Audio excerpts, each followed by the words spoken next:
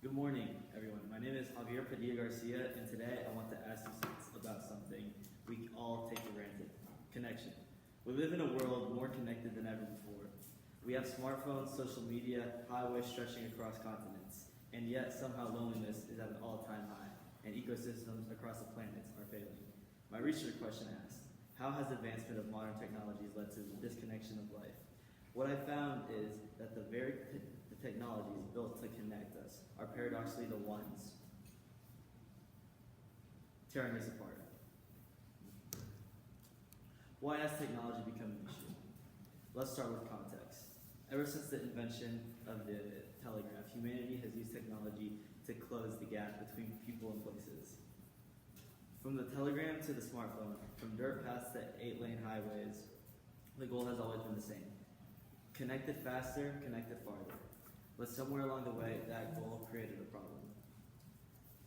As Sherry Turkle, a professor at MIT with a PhD in sociology from Harvard, puts it, and I'll be quoting several other scholars in this presentation, technology has led people to be alone together. We are more reachable than ever, but less present than ever. That brings us to my research question. How has the advancement of modern technologies led to the disconnection of human life? To answer it, I looked at two very different kinds of technology and found the exact same pattern in both. I forgot to go to the next. Anyways, okay.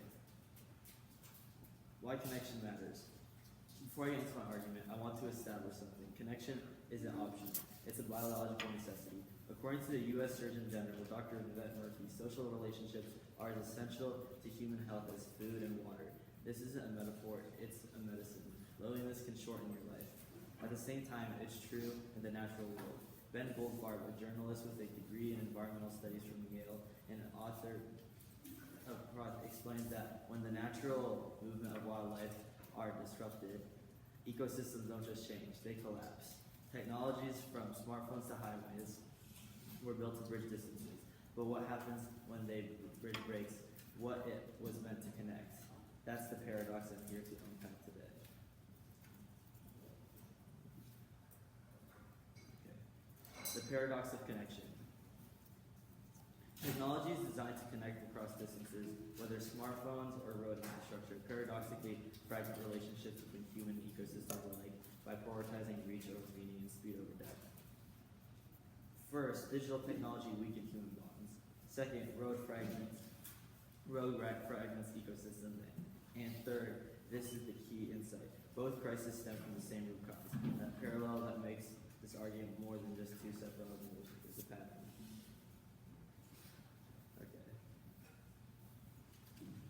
When technology replaces depth. Online interactions were designed to support in-person relationships, not replace them. But that's exactly what happened. Sherry Turkle, in her book Alone Together, explains that technologies can increase the number of connections a person has while simultaneously decreasing their depth and meaning.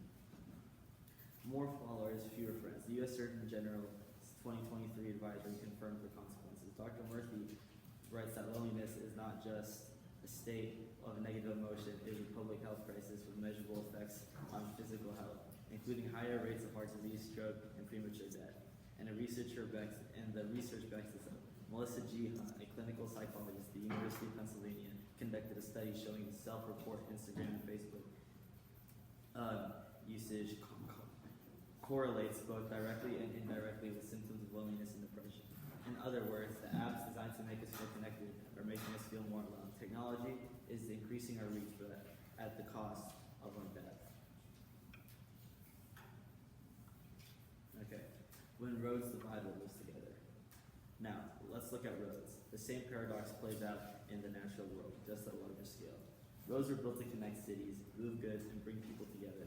But for the ecosystem they cut through, roads are something else entirely. They are barriers. Ben Goldfarb, in Crossings, documents how an invasive fungal species called Phytophthaleria lateralis spreads through a lake ecosystem in Italy, Lago de Montessori, by following the patterns of truck tires along the road.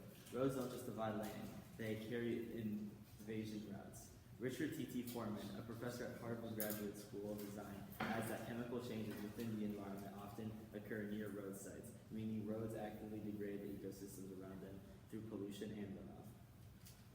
Nick Haddad, an ecologist at Michigan State, found in a study published in the Science Advances that habitat fragmentation caused by roads reduces biodiversity and alters the interaction between species. Goldfarb also reports, most strikingly, that reports of roadkill have become the single largest source of land animal mortality on Earth, surpassing even hunting. Roads kill more animals than hunters do, and that's the cost of connection. Okay. One pattern, two domains. Here's where the argument becomes a synthesis, not just two separate claims. The U.S. Surgeon General tells us that for a relationship to be strong, it must have three vital components: frequency of interaction, function, meaning. Frequency of the interaction, function, and meaning. The relationship serves a purpose and quality of connections. The technology undermined all three. Molly Rubin, a professor at the University of Rhode Island who studies social health psychology, found that technology-mediated communication strips away the nonverbal cues, the tone of voice, eye contact, body language that are necessary for deep human connection. She describes technology as a virtual wall between people. Roads create the same wall for ecosystems. Lenore Farig, a professor at biology at Charlton University, states that roads and traffic produce a great deal of effect on ecology, with the most prominent being habitat fragmentation.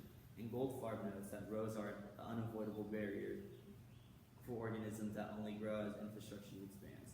Both presses share the same structural flaw. Technology creates something that looks like connection, but functions as separation. The bridge becomes the wall. Okay. Technology can also connect.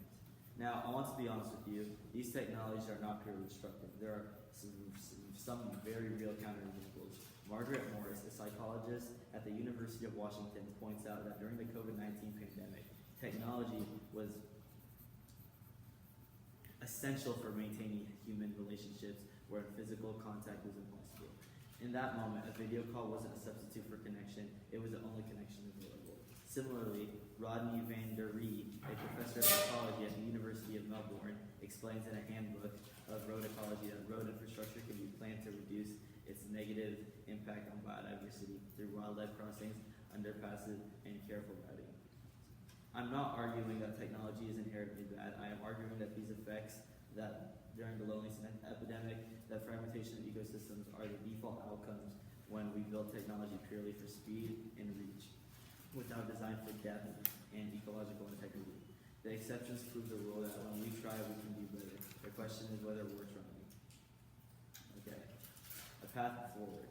So now when looking at this, what do we do? For human technology, the solution isn't to throw away our phones. It's intentionally prioritizing in-person interactions over